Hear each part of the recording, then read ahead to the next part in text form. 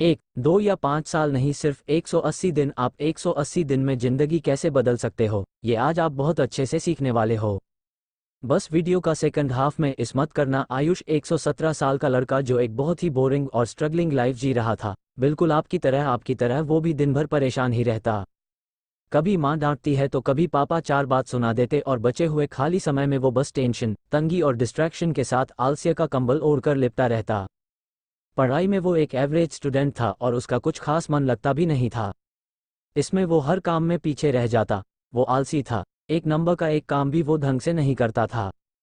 इसी वजह से हर काम में वो चार बात सुनता, उसे बेइज्जत होना पड़ता, कोई उसे पसंद नहीं करता था। सब उसकी नालायक और मूर्खों में गिनती कर दें, लेकिन असल में वो मूर्ख नहीं था। ऐसा बस लोगों को दिखता था, मगर उसका दिमाग बहुत तेज था और यही उसकी सबसे खास बात थी। वो अपने आप की ताकत को जानता था। वो ये भी जानता था कि अगर वो अपने असली औकात पर आ गया तो सब कुछ बदल जाएगा और वो सबसे बड़ा भी बन जाएगा, खूब सफल हो जाएगा। वो नालायक नहीं, बस आलसी था, और यही आलसपन तो उसे हर जगह बेइज्जत कर देता था। उसका मन स्थिर नहीं था और इसी रीज़न की वजह से वो खुद ही बार बार लोगों के दरवाजे पर पहुंचता, किसी ना किसी को फ़ोन करता और किसी ना किसी के पीछे पागल रहता। लेकिन बदले में कोई उसे 2 पैसे का भी भाव नहीं देता। एक तरह से कह सकते हैं हर जगह से बेइज्जत हुआ बंदा था वो। लेकिन सबका सुनहरा और खूबसूरत दिन आता है।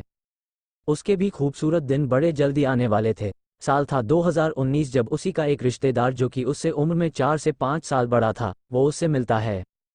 मुलाकात में दोनों की बातें होती हैं, मगर थोड़ा खुलने के बाद वो लड़का यानी आयुष आपने उस रिश्तेदार को अपनी सारी परेशानियों के बारे में बताता है तो उसके उस रिश्तेदार को उस लड़के में एक चिंगारी जरूर देखती है कि ये लड़का दम रखता है कुछ बड़ा करने का, मगर ये इतने सारे उलझनों में फंसा ही कुछ इस तरह है कि ये कभी कुछ सही नहीं कर पाता। इस वजह से लोग बस इसकी गलतियां देखते हैं, इसके पीछे की वजह और हालत नहीं कहते हैं। ना हर रिश्तेदार बुरा ही नहीं होता, कुछ फरिश्ते भी होते हैं।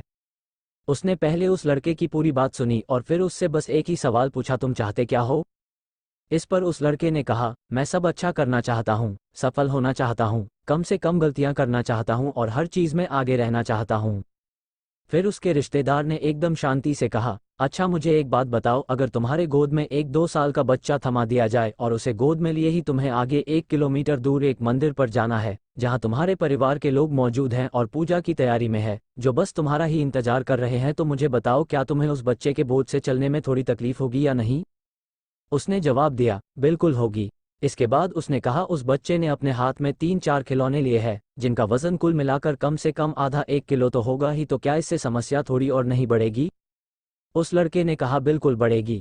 इसके बाद उसने कहा, तुम नंगे पांव बिना ये जाने कि मंदिर 1 किलोमीटर आगे तो है, मगर किस दिशा में है यानी कहाँ से उसका रास्ता है ये तुम्हें मालूम ही नहीं है, तो बताओ तब क्या हालत होगी तुम्हारी? तो उसने कहा, मेरी हालत तो बहुत बुरी हो जाएगी। उस रिश्तेदार ने फिर पूछा, इसके साथ अब तुम्हारे घर वाले फ़ोन करके तुम्हें 2 किलो पर साथ लाने की भी कहते हैं, तो उस समय तुम्हारा मंदिर में पहुंचना हो ज़्यादा वजन और भटकते मन के साथ और भी मुश्किल हो जाएगा, है ना? उस लड़के ने जवाब दिया, बिल्कुल हो जाएगा। इन सब के बाद किसी तरह तुम आधे रास्ते तक पहुंच गए, तब आसान अब तुम्हें याद आता है कि तुमने अपने घर का दरवाज़ा तो लॉक किया ही नहीं और घर में 50,000 कैश और कुछ गहने हैं, उस वक्त क्या करोगे? तुरंत भागना पड़ेगा ना वापस? उस लड़के ने कहा, मेरी तो वॉट लग जाएगी। आखिर में उस रिश्तेदार ने फिर एक बार बड़े प्यार से कहा, अब मुझे बताओ इसमें दोस्त किसका था? क्या तुम्हारे घरवालों का, किस्मत का, उस बच्चे का, या तुम्हारे खुद का? आयुष थोड़ा सोच में पड़ गया और बोला कि सारा दोस्त मेरा है। उस रिश्तेदार ने कहा, यहाँ भी तुम गलत हो, दोस्त तुम्हारा नहीं, उस बोझ का है जिसे धीरे धीरे तुमने अपने ऊपर बढ़ाया है। ये बहुत सिर्फ फिजिकल ही नहीं, मेंटली भी तुमने खुद ही बढ़ाया है। जैसे उस बच्चे के बोझ से तुम्हारा चलना धीमा हुआ और घर भागने के बहुत से दिमाग में टेंशन, उसी की कहीं पैसे ना चोरी हो जाए और दोबारा जाना भी है और बच्चे को संभालना भी है और पूजा के प्रसाद को भी अपवित्र नहीं होने देना है। इन सब बोझ के साथ तुम्हें लगता है तुम्हें एकदम आनंद में लाइन पर सही मुहूर्त पर मंदिर पहुंचने में सफल हो जाओगे? उस लड़के ने जवाब दिया, नहीं, बिल्कुल भी नहीं।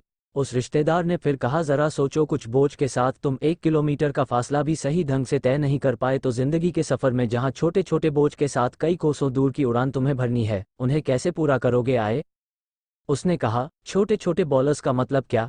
ऐसे बॉस मेरी जिंदगी में कहा है? तो उस रिश्तेदार ने कहा, बुरी आदतों का बोझ एक के बाद एक, जैसे आलस्य, जिद, अनुशासनहीन होना, देर तक सोना, याददाश्त का कमजोर होना, समय बर्बाद करना, दूसरों की चुगली करना, बड़बोल करना, गलत संगत में रहना, गलत सिद्धांतों पर जीना हो।